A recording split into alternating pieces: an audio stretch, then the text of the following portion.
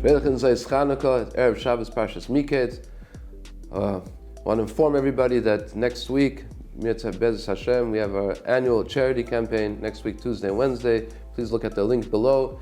Please, whatever you can, join in this campaign. It helps us sustain all of our programs throughout the year, the community, the yeshiva, the kollel, the schools, everything that we have here in Moscow. Thanks to you, we're able to continue even under difficult circumstances and difficult times when Klal Yisrael gets together to help one another. Please also open your hearts and help us to the best and to the most of your ability. Every dollar is tripled. Every $100 is $300, $1,000, $3,000. Please help us reach our goal. Please look at the link below and follow the campaign. And please share it with your friends, whoever can help, to be able to help us during these times. In this week's parsha, we have the story of Yosef, and when the brothers came to find food, there was no food in Canaan. There was a famine, but they came and they saw that in Mitzrayim they can get food, so they all came and they started speaking to Yosef. They didn't know who Yosef was. Yosef immediately recognized them and immediately started speaking to them very harshly. He said, "You're spies." And they said, "No, we're not spies. We have one brother at home." You have a brother at home. You're all going to stay here, and one of you will go back to bring your brother back. For 3 days he kept them locked up, and then on the third day, it says right before Revi, it says that Yosef said,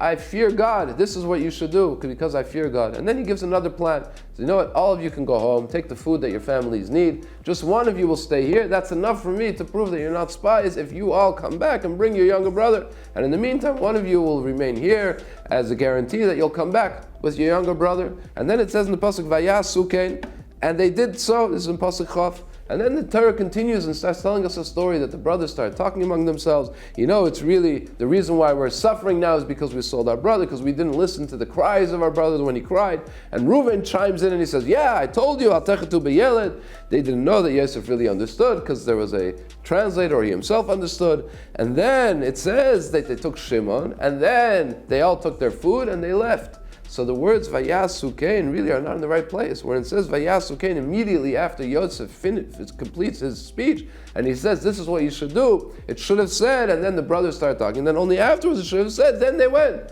But when it says Vayasukein, and they did like Yosef suggested, it seems like they did it then, but they didn't do it then. It takes a few more psukim until we get to the actual story of Shimon being locked up and the brothers being released, and then they're going home and they're taking their stuff. So the words Vayasukein seem out of place. Rav Shimon Schwab Zatzal in Mayan Beis Sheva gives a beautiful answer.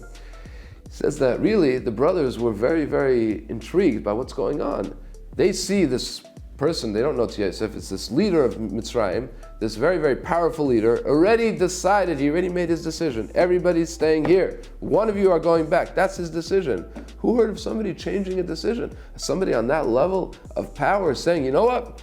I fear God. I thought maybe what I did wasn't right. Why should your family suffer? They're not going to have food while one of you goes back and comes back during that time. I have a different plan, better for you. And it still gives me what I need. I need to prove that you're not spies. So only one of you stay here and the rest can go back." This was an unbelievable turn of events. The brothers couldn't believe it. Somebody on the level of power, at that level of power, changing his mind because he fears God. At that moment, Vayasukein, they also did the same thing. They said, if he's ready to do that, if this Egyptian leader is ready to second guess his decision because of his fear of Hashem, we also should fear Hashem. We also should think about what we did. And maybe what we decided was really clear cut and proper and true. Maybe it wasn't right. Maybe we should have listened to the cries of our brothers. When we heard our brothers, he was begging us to have mercy and we didn't hear. That was not correct. And Reuben said, "Yes, and I also told you not to do that." This was all going into the Vayasukein. Doesn't mean that they did.